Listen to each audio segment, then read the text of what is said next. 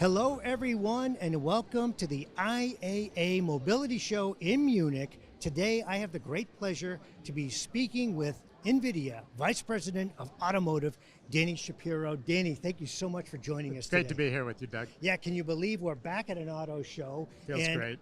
I know Nvidia is so heavily involved in the ADAS area. Can you tell me a little bit about that development, how ADAS is going to be developing and what NVIDIA's role is going to be in that coming in the future? Well, we've created a computing platform for the auto industry. So cars, trucks, even robo-taxis are using our supercomputing, artificial intelligence, and our software to build both autonomous vehicles, but also various levels of driver safety.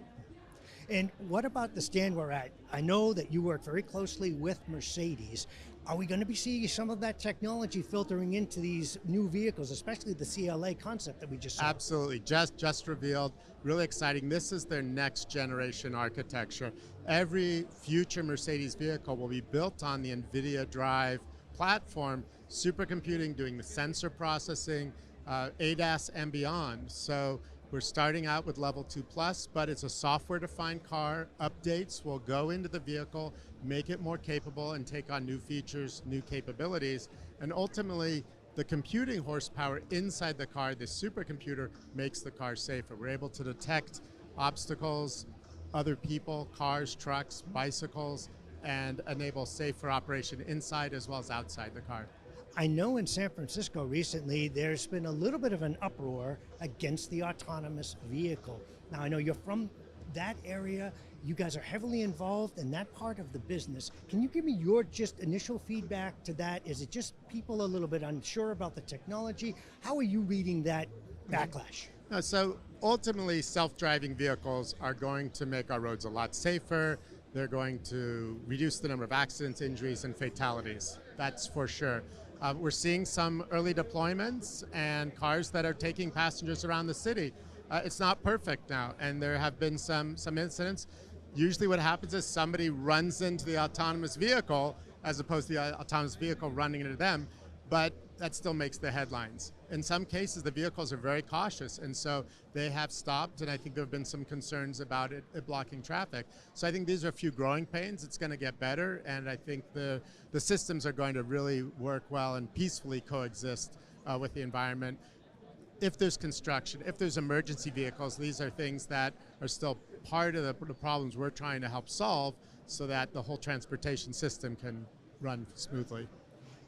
Another topic is auto shows.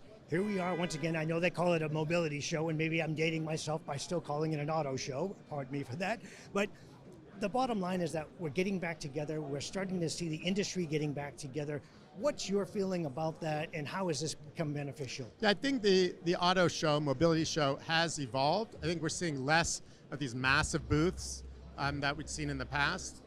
But at the end of the day, it's about the technology, it's about the products, and it's about people interacting with each other. So this is actually my first trip back into Germany after being somebody who came here regularly during the pandemic, right? Travel was shut down.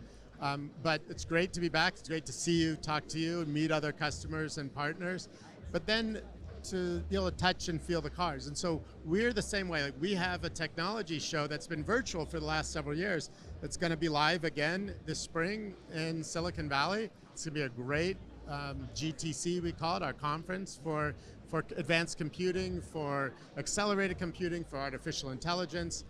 Automotive is one really key part of it, but it covers the spectrum of everything we're doing, and really it's focused on how generative AI now is changing not only every aspect of the auto industry and providing new tools and new capabilities to artists and designers and engineers and manufacturing planners, but across healthcare, across robotics, across finance, energy.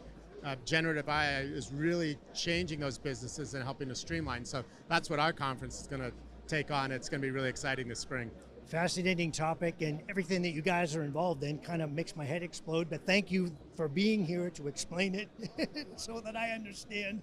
And thank you also, it's like you said, the first time we've gotten to see each other here in Germany in 4 years. That's which is right. fantastic. Well, folks, thank you also for joining us today at the IAA Mobility in Munich. This is Doug Bolduc signing off for Danny Shapiro of Nvidia, Vice President of Automotive. We'll see you next time.